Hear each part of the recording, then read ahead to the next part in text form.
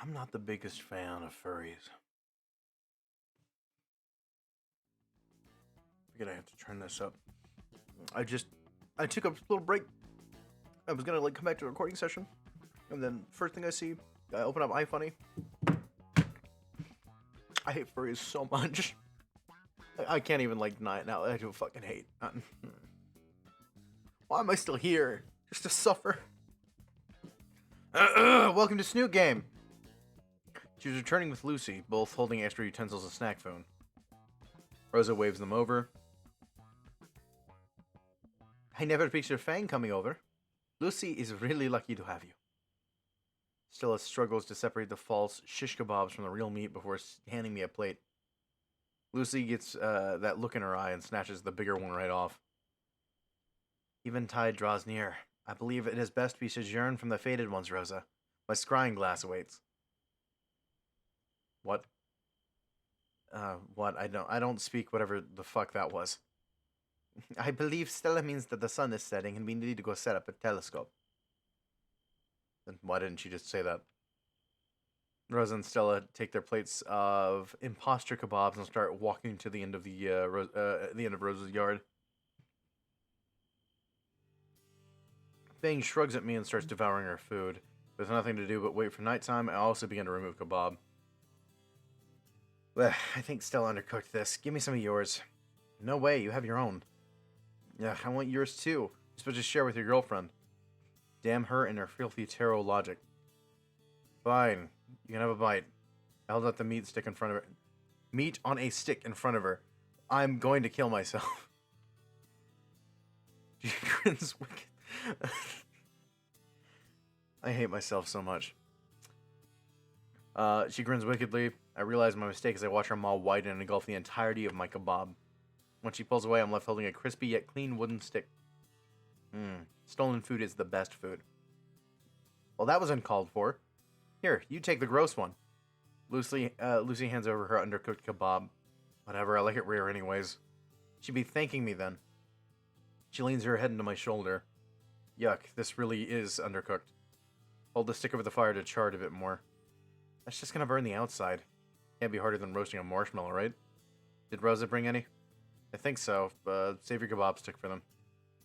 I think I'd rather use a regular stick off the ground than a greasy marshmallow. Lucy and I listen to the crackling of the fire for a few minutes. Somewhere in the distance, I hear Stella yelling at Rosa about leaving the telescope cap on. Rosa said earlier that I'm lucky to have you. You feel lucky? I'm thinking it's the other way around. I do. Rosa was right. I wouldn't have thought about going camping back in first semester. Guess I really have been changing a lot. Your kebab's on fire. Oh shit. I blow out the now burnt chunks of meat. Flambe? Lucy snorts. Chewing down on this, it's not the worst thing I've eaten. Still want a piece? She just holds her mouth open. I put the stick in the biting range and she gnaws a chunk off. Yeah, it's not undercooked anymore, that's for certain. Looks like I poured jet fuel on it. Lucy leans back into her arms, staring up at the night sky. I finish off the stick and join her. Stella was right. The stars look great out here. Reminds me of home. The stars do? Oh yeah, there wasn't a lot of light pollution around Rock Bottom. In the brief time I was in the Scouts, I'd go look at the constellations a bit. Name a few. I don't remember now. It was like a decade ago. Orion's Belt? Anyone can name Orion's Belt. Big Spoon and Little Spoon. You mean the Dippers? Oh, also yes. Lucy hums and scoots close enough that I can wrap my arm around her shoulder. Her head leans on my shoulder and I can't help but smile. Something like this, then. Close enough. I think you can see Mars, too. It's supposed to be the red one. I think that's the moon, Anon. It's been a while, okay? Cut your boyfriend some slack. You fucking idiot. I feel her head shake as she withholds a snicker for my sake. Still managed to get my badge, though. Aren't you the big, strong man? Fuck it, a compliment's a compliment. We gaze up at the night sky in companionable silence. Oh, look! Lucy points to the sky at a shooting star. Oh, hey, you got a wish? That's not a shooting star, dork. It isn't? I look again. The star is joined by several smaller dots trailing behind. It's in the sky for only an instant before disappearing over the horizon. Whoa, a meteor shower. Stella's incomprehensible, excited gibberish breaches our ears. Lucy lays down on her back to get a better view. A little dirt on my clothes is worth the moment. Man, being here with Lucy after such a wonderful night, I feel like no matter what, everything is going to be just fine. I feel the same. I'm just going to start biting my tongue. Thank you for being with me here, Anon. Here with me. I can't read. I mean, this was all you, and Rosa and Stella too. No, you big dweeb. I mean, you've always been there for me, even while I was so mean to you. I don't know what kind of road I was going down when you met me, but I know it wasn't a good place to be, and I know where I was going, and I don't know where I was going to end up if I never found you. You saved me, Anon, and I'll always be grateful for that. She sits up and looks down to me with that warm smile of hers. Hearing her put it that way, maybe I did fix Lucy after all. She seems so happy with how things are. It doesn't matter if it was all part of someone's stupid plan. Lucy's fingers dance across my cheek. Slowly, ever so slowly, her eyes lid as she leans forward, her head tilting and her mouth opening slowly. It's taken us a month for us to figure this out, but now that we had some practice, I raise myself up, my own mouth meeting hers in a slow and soft connection. I don't want to read this. It's just hearing somebody describing kissing is just, it's disgusting. But like, you know, actually doing it with somebody that you love is amazing. I don't like reading about it. It's fucking weird.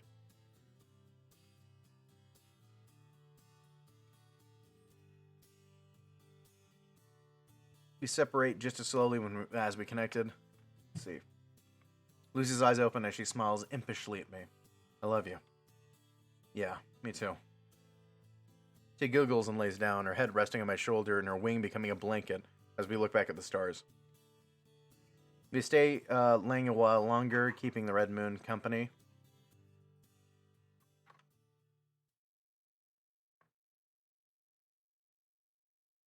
One month later. It's prom night. The old man was kind enough to send over his old tuxedo from this time from high school. It took a bit of sewing, but I got it looking pretty good. Judging by the wine stains on the sleeves, Dad made a lot of important announcement with the tuxedo. Gives a bit of history, I guess.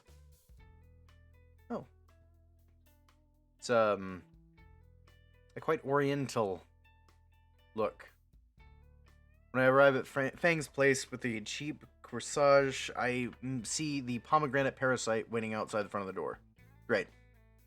And dear God, how can she move in that dress?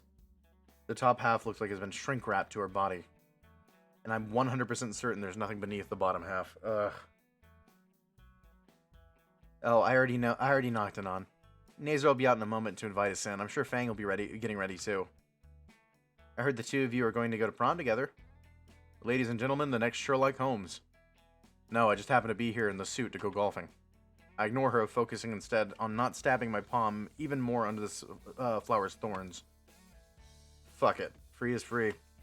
And nothing more free than 5-finger discount from the neighbor's yard. You and Fang just make the cutest couple. Did you two sign up for prom king and queen? Nah, she said something about the fascist, sexist monarchy system. Well, Nazer and I have entered, and we're going to be prom royalty. Oh, I cannot wait to hear that beautiful tiara I picked. I cannot wait to wear that beautiful tiara. I picked it out and everything, and the crown for Nazer. I've already tuned her out. Nazer opens the door. Fucking... What is it? Fucking Hotline Miami looking ass? Well, that isn't the fanciest jacket I've seen in a while. Certainly better than the background of Avatar you always wear. See, sorry to keep you waiting, Naomi. This thing's a nightmare to get over my wings. Oh, Anon, come on in. I didn't know you were already here. He waves the two of us to enter, pecking Naomi on the cheek as she passes.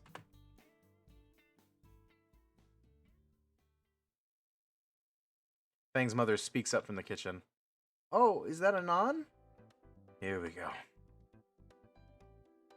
The small pterodactyl comes out, a bowl she's struggling to stir in her arms. My, aren't you handsome? Pictures! I need to get pictures of you and Lucy! She sets the bowl aside on the coffee table to frantically search for a Polaroid camera. To think Lucy would have such a wonderful young man to take her to the prom. Ah, found it. Hold still, dear. Ah, it's like getting slapped in the face by the sun's dick. I blinked the blindness away, so that's why Nazer has those fucking aviators. Lucy will be downstairs in a bit. She's just getting the last bit of her makeup on. In the meantime, take a seat. I've got some cookies in the oven that are almost ready. Yes, thank you, ma'am. I take my seat in the usual spot, sinking in and feeling pillows conform around my spine. This thing must cost a fortune. Or this thing must cost... Yeah, I read that right. I don't know why I'm fucking guessing myself. Why is my camera so weird? Stop doing that. Fang's dad is a police commissioner, if I recall, and that explains the luxurious furnishings. Now that I think about it, I'm surprised I haven't seen him yet. There he is. So... I hope I didn't just ruin these slags. Good evening, sir. I didn't even see you in your chair, sir. My apologies. Don't sweat it, son.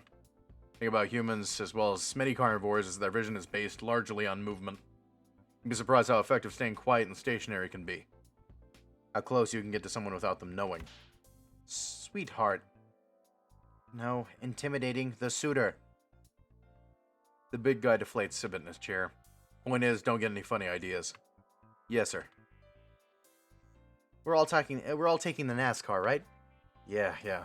Once Fang gets down, we'll skedaddle. So, until we just sit and chill? We could take more pictures. Please, no. Ooh, I'd love to make this a photo op. Oh, great. Stop doing that. That hurts me too. Jesus. What was that comment about somebody saying I get flashbang by the screen? Because that's what's happening now. 30 photos later, and I never want to see a camera again. Fang's mom decided to take pictures in every possible combination of us. Which I don't know which was worth, having to pose with Naomi or Fang's dad digging his murder claws on my shoulder. I've lost nearly all feeling in that arm, and I'm pretty sure it'd leave a bruise worse than my accelerated hug with a stair bollard last month. At least the pics with Nazer were a nice reprieve. We ended up looking like the Blues Brothers standing side by side in fuck-ugly suits. Just as I was about to resign myself to premature blindness from the camera flash, my savior arrives. Oh, Anon, you're already here. Jeez. Lucy comes downstairs in a white dress. That is a far cry from what she normally wears. The back of the dress trails down the stairs behind her. Can't say I imagined she'd ever willingly wear one of these.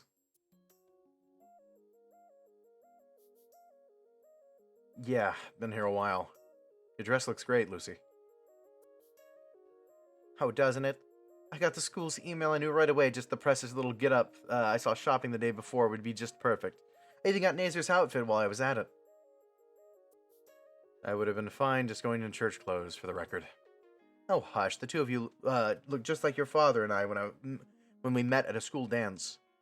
We all look at Nazer's rather cool get-up for a moment. It was somehow still less loud than his usual jacket. Come again? Oh yes, I remember it fondly, right, dear? Lucy's father hasn't moved from his seat. I don't know. Do I? Oh yes, I remember you in that snazzy zoot suit. You saw me by the punch bowl, strolled right up, and offered to dance. Mom, stop. I'm trying to create a mental image. Nope, can't do it. That look her dad is giving me. It's saying, you'll be uprated to a putter if you ever speak this to anyone. I can see where Fang gets her temper from now. Fine by me. Ah, but Lucy, you look so precious in that dress. Oh, we need more pictures. Tiny pterosaur, tries to push Lucy next to her father, fighting with the duo to pose properly. I glance at Nazer, who seemingly resigns himself to countless more photos. I think we're going to be late if we take any more pictures. Both Lucy and Nazer nod in agreement to that. Oh, just a couple of pictures. You'd be able to show these to your own children. Are going to prom. A bit early to think of something like that. I feel a tug on my arm and spin around. Naomi is giving me a look of unfiltered frustration. Oh, Lucy, there's string coming from your dress. Where are the scissors? I'll get them. Anon, come with me.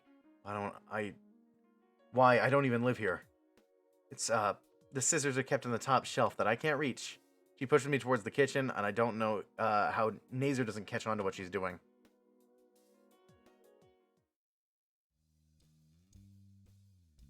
What are you up to, Naomi? She pinches the bridge of her nose and exhales slowly. Look, normally I'd be thanking you for the bottom of my warm heart for fixing Lucy and Nazer's relationship. They're siblings, and that's how it should be. What's the big fucking Let me finish. However, I don't think Lucy is completely fixed. She's still not talking to me. She just runs away from everyone at school now, and Nazer keeps texting her. I had to call him out on I had to call him out on that. I cannot speak. I had to call him out on it that he was slacking on his school duties, behaving like a crass idiot like you. Just like you. What have you done to them both? The only thing I've done is support her. I don't do it for you or your stupid plan. I just want to have a good time with Lucy without any more bullshit. Anon, I swear to God Almighty, if my night with Nazer is ruined because of Naomi's sneer vanishes, replaced with her usual false smile. But, okay, of course, you two deserve it, after everything you've done. Suddenly I feel another tug on my arm, this time with Fang's mom dragging me back into the middle of the room.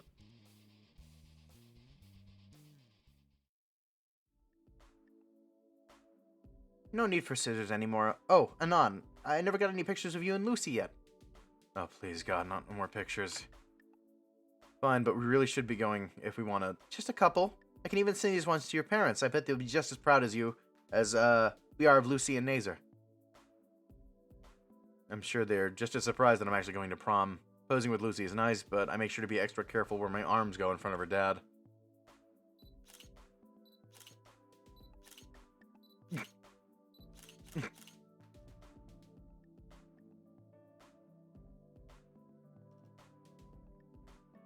The searing strobe lights finally end, and I can feel my early onset of blindness. These photos need to have a special album of their own. Honey, we need another photo album. Mom. Oh, fine. Make sure to have fun at prom. I glance over at Lucy's, and Lucy's dad catches me dead in the eyes. Home by midnight. I only manage a weak nod as Lucy rushes me towards the door.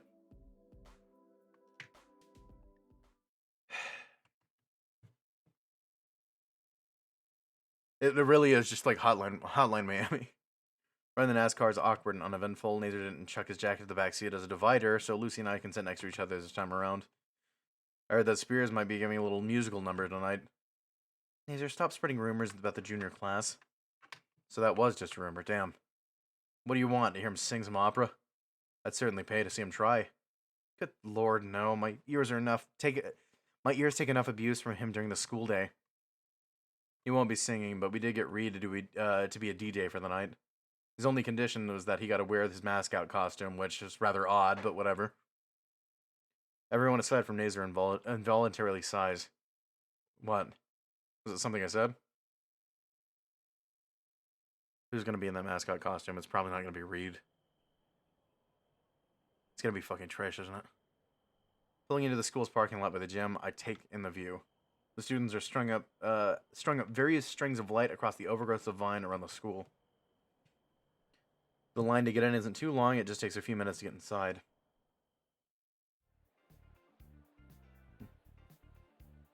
Now that I'm, it's weird to say, but now that I'm seeing this, I kind of do wish that, like, I had a prom.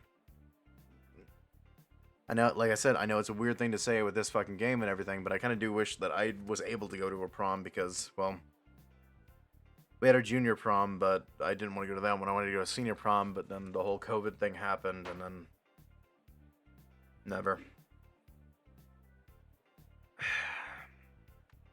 Inside is about as well decorated as outside. Those nerdy little Chinese lanterns were strung out from wall to wall. Oh, they go with my dress. Wow, it's almost like the person who planned the entire event has an insider information about the decor. Color me surprised. Mumbling. Fuck. I think I'll hit up the catering first. What about you guys? I'll pass. I can't afford any fancy food. What? What? The price of the food is included with the tickets, man. How poor are you? I live in Skin Row, remember? Sorry, figured I asked. The thought of being able to eat like an actual human for once already pushed Nazer's apology out of my mind. In that case, I'll go get food for both me and Lucy. What do you want? Give me the closest thing they have to a barbecue. Oh, Nazer, if you're getting food too, can you give me a plate of kapamaki? Wrong country. Nazer slugs me on the shoulder. Ow. Oh, okay, mumbling. Looks like we're playing waiters for a bit. Seems that way.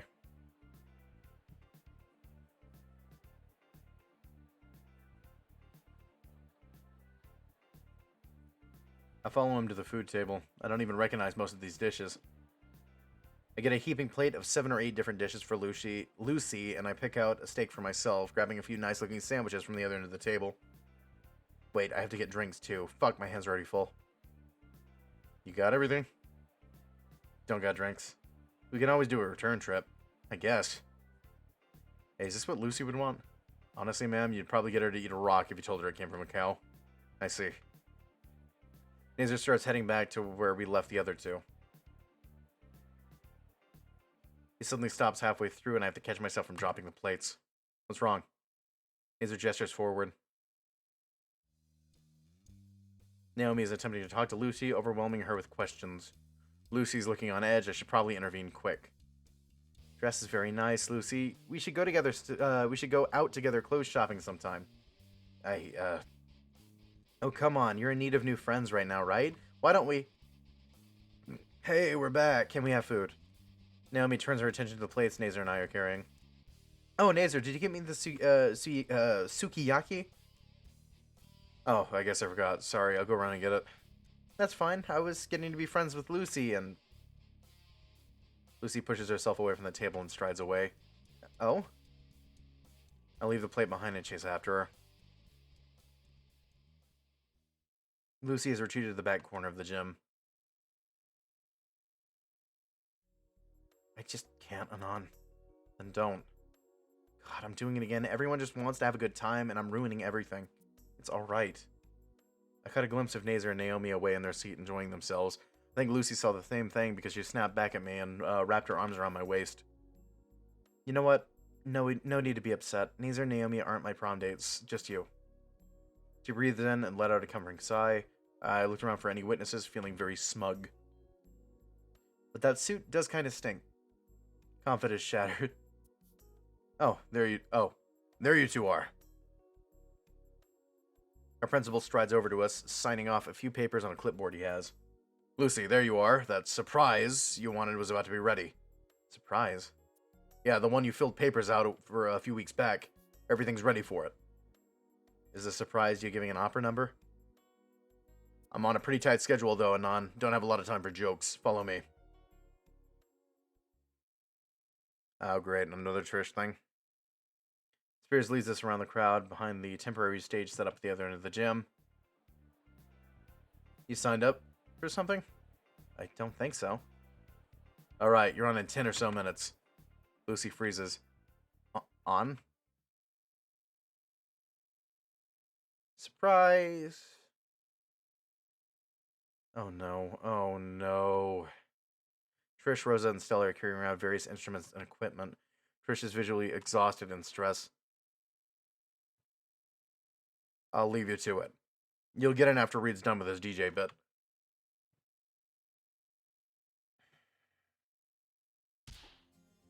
What the hell is this?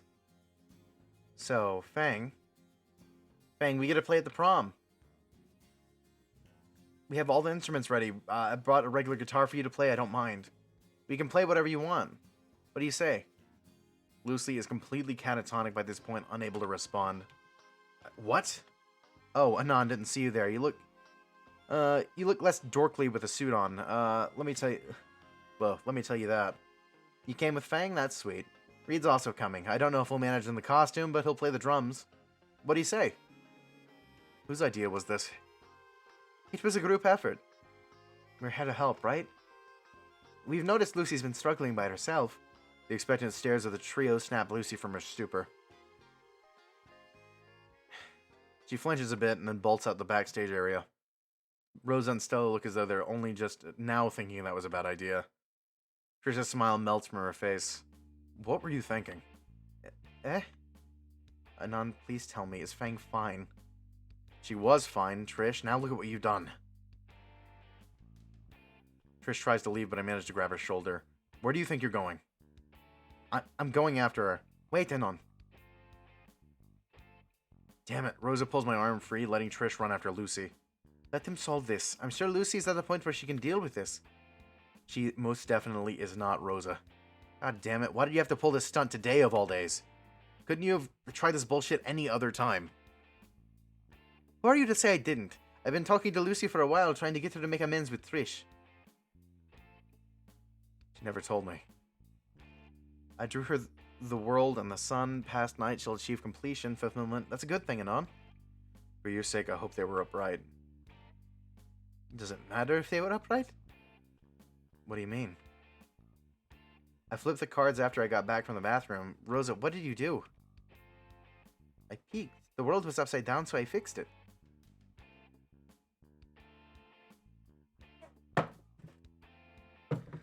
So, if you guys don't know tarot cards, inverted tarot cards normally mean the opposite of what they normally mean. And since this bitch is only using major arcana, the world is the 22nd card in the major arcana, and the inverse, success may be delayed. You are not quite there yet. Time to filter out imperfections and refine your vision. Trish, you're a bitch. Rosa, you're retarded. And Stella, well, go fuck yourself, I guess. I don't know. Anon, go get Fang. No need to tell me that. I leave the incompetent bunch behind to look for Lucy. Is that important, Stella? I thought it was just for play. Back in the gymnasium, I find Lucy huddled in the corner. Her hands are on her head, and she tries to block out Trish. Trish, for her part, is only shouting even louder. Loud enough for you to hear as I make my way to my girlfriend. You never thought about me all this time. Seriously, say something. Trish, I can't even look at you anymore. Why? Is it still what I said? I accept you and Anon. Seriously, you and him are cute together or something. I didn't mean any of what I said about you two. It wasn't just that. It was everything else. Shit you did and said, making me question years of my life. What are you talking about, Fang? Come on, let's play. This will be Warren Drama's biggest show to date. I don't want to. Come on, let's go. No. Trish. My shout shocks the desperate Triceratops away from Lucy. I glow her as she turns a sickeningly sweet smile towards me. Anon, if I did or said anything that hurt you, then I'm sorry. But please tell Fang I'm sorry too. This isn't right. I hear footsteps behind me, and I already know who it is. It's the rest of the loser patrol without looking. Lucy, you have to give Trish one more chance. If you're not going to do it for her, then at least do it for me. Please, Lucy, you need to hear her out. Me and Reed miss us, together, shooting the shit, playing songs, making fun of Nazer. No, fuck off. Lucy. Come on. Guys, you're overwhelming her. Back off for a sec. Stay out of this. Rosa, Stella, take a look around at the current situation. Once you realize what you're doing, please just leave us alone and don't bother us for the rest of the night. The two shut up and sheepishly back away a few steps. What, are you two flaking out on me as well? Trish, I'm thinking Anon's right here. We shouldn't be intruding on their special night. Yeah, my reading was wrong too. I can't believe you two. Fang, we're playing now. I'm not asking again.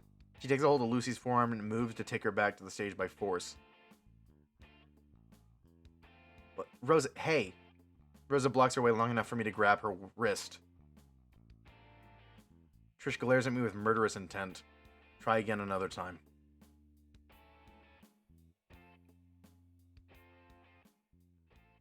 I guess that's it then.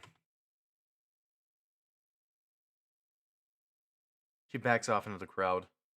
Lucy, are you alright? Yeah, I think I need to get away from the crowd. I wave off Stella and Rosa and lead Lucy away in the hallway.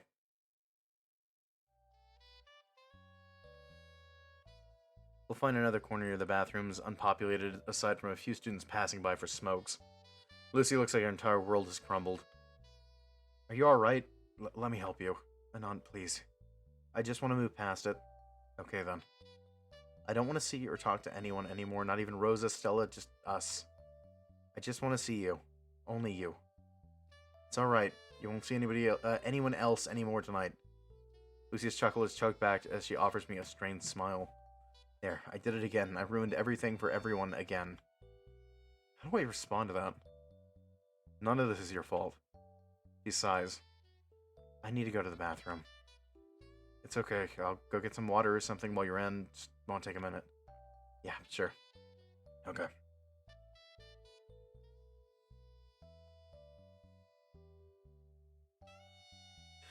Okay. We're at the 30-minute mark. I'm gonna have to cut it off. Thank you guys for watching, and this is getting more fucking awkward. I thought it was awkward at the kissing part, but no, this is painful to watch. Anyway, like I said, I'll see you guys in the next one.